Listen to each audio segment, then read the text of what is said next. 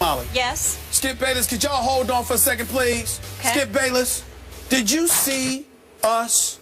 Did you see the commercial during the break? First take. There's a Burger King commercial.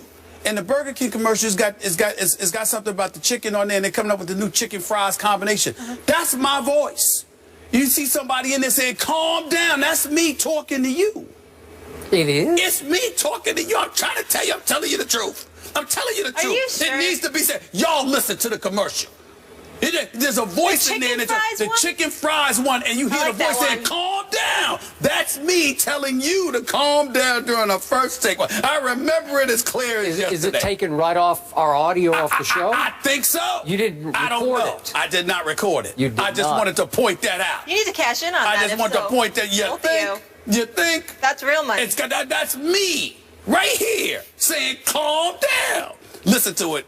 One of these days, just listen to it. That's all I wanted to say. And you're playing college football now. Continue. There's a lot going on. I mean, Burger King needs to tell me about that stuff. I like Burger King. Need to tell me about these things. Enjoy a good Whopper. How about that? All right. The word on the street is that there is a lot of tension that exists between Kirk Cousins and Rg3, and that the two don't talk to each other. According to Bleacher Report, quote, they don't speak, they don't communicate, they can't be in the same room together.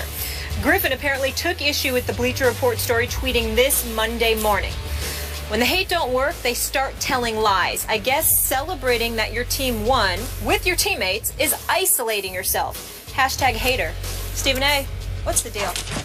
Well, the deal is that I hate subjects like this from the perspective of, unlike most folks in today's world in our industry, I don't like making a habit of talking about other people's report. I respect my colleagues in this profession, etc. But I must admit, when I saw it, I didn't think much of it because I saw Rg3 go up to Kirk Cousins on the field and wish him luck prior to the game against St. Louis on Sunday. Then in the aftermath of it, and in the aftermath of this report, I had people close to Rg3 telling me that's nonsense. There's no truth to that whatsoever. Of course, Rg3 is a competitor. Of course, he wishes he was starting. Of course, he wishes he were playing, and that's a natural emotion to have. But it's not like he's sitting out there wishing Kirk Cousins bad luck, hoping that the team loses, etc., etc. And they believe this to be just another shot at the personal integrity and character of Rg3. I'm not about to go that far with the report.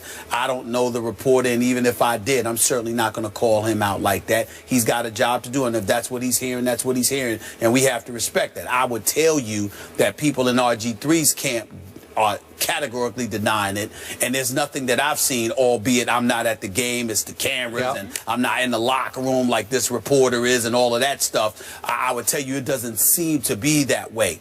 At the end of the day, here is what I think is undeniable. And I always lean towards this reality, Skip, because what Joe Public needs to understand is that it is very, very rare in the history of our industry that somebody is just going to make something up and say it.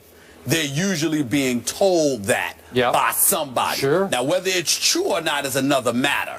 But actually being told it, I definitely think that's highly likely, which would lend itself towards the thought that there are still dudes in that locker room who do not like Rg3. There are still guys in that locker room who wish he'd go away. There are still guys in that locker room who are ecstatic that Kirk Cousins, or anybody for that matter, is the starting quarterback for the Washington Redskins other than Rg3, which to me lends itself towards the argument that the Redskins should have just let him go and Rg3 should move on, because it's clear that he does not appear to have much of a future in the nation's capital. Okay.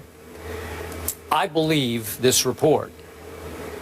I'm not surprised by this report, and it doesn't bother me one bit, because it's predictable that Robert would not exactly warm up to Kirk Cousins. Isn't that just par for that course. Yeah, but I'm not refuting that because that's the competitor in you. Yeah. But to say they're not talking, they've got it out for one another, they're not even speaking, they can't be in the same room together, I think that's the extra stuff that is being categorically denied. I don't think anybody would deny your point that you've got any kind of pride or dignity about you, any competitive fervor in you. You're not going to be happy about the fact that you're being benched in favor of your backup.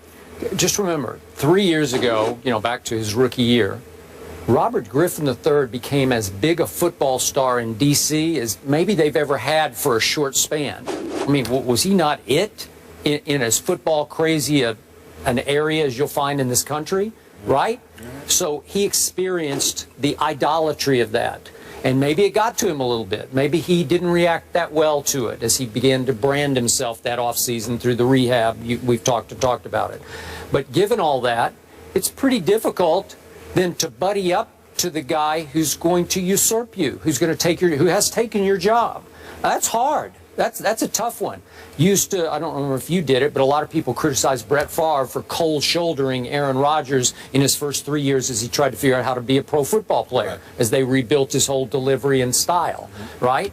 Well, I didn't. It's just Favre. He's a competitor. He doesn't want anybody to come in and snatch his job out from under him. Yeah, you have a good point there, but I think that you have to remember a couple of things. I think that your focus on what RG3 is experiencing emanates from the RG3 brand, how he was conducting himself once stardom hit him as a member of the Washington Redskins, etc. You know what I remember most? I remember his performance in his last year at Baylor. I remember after he played that terrific game when he said, I think I won the Heisman. Against Texas. And then I remember him coming on this show, being on that big screen, talking to you. That is correct. And validating the fact that that's how he felt. So long and I asked before, him, I said, are you sure you didn't alienate some voters by saying, I think I just won the Heisman? You and I weren't doing the show together religiously at that time. We were just on together on Wednesdays, and it was that day that he was on, if I recall correctly. And what I'm bringing that up to point out this, Skip. RG3 had an ego about him long before he arrived in Washington. Now, that doesn't mean that it was a negative, because you got to have that to play the quarterback position. And he backed it up. And he backed it up. The flip side is that you were backing it up. And here's the dangerous part that needs to be said about somebody in his position. You can't be a successful quarterback in the NFL by yourself. On the NBA level, you can't win without your teammates, but you can be an individual success without your teammates. Perfect example would be Carmelo Anthony. Carmelo Anthony, the Knicks stink. We all know that. But Carmelo Anthony is a star. He's one of the top 5 greatest offensive players of the modern day generation. So even though the Knicks stink up the joint on a religious basis, it's undeniable that Carmelo Anthony is a big-time talent worthy of the star-studded status he enjoys. You can't pull that off on the NFL at the quarterback spot. You can't be RG3 and accomplish all the things you accomplished as a rookie had it not been for that offensive line, had it not been for Mike and Kyle Shanahan and the way they employed their system to facilitate you, had it not been for the receivers playing alongside you along with the running backs that you had. So when you were about brand RG3 at that particular moment in time, although I believe he's a good person and I believe that he's taken far too many hits that he deserves on a personal level, I agree with you. It cannot be denied that he brought a lot of it on himself because he forgot that he didn't get here by himself. He got here because of those very teammates who clearly felt forgotten, because if they didn't feel forgotten, Skip, they wouldn't still be harboring the level of animosity that they once had for him. Okay, I agree. Now, last quick point from our Ryan Clark, who's often on this show, who knows Robert very well and likes the heck out of Robert. Right. And I know that from off camera. He's made the point that, remember that Robert in high school was a track star first, a track star more than a football star. Right. He was big time. He was world class. And it makes you a solo act in track. Obviously, it's not a team sport, so his mentality is a little bit it's self-centered, not in a bad way, but it's you internalize because it's just you against the world. And some of that is showing itself here, where he's not one of the fellas as much as maybe some quarterbacks are. Well, the reason why I would not use that as an excuse is because he played enough football prior to arriving in the NFL for that not to be an excuse. You've been involved in enough team activity to know better, number one. I'm just telling you his nature. I agree. I feel you. And the other part about Ryan Clark, let me point this out, close the segment with this. I wouldn't put much credence in Ryan Clark's relationship with a player. And let me tell you why. Ryan Clark's a different cat. He's very personable. He's very communicative. He's straight up.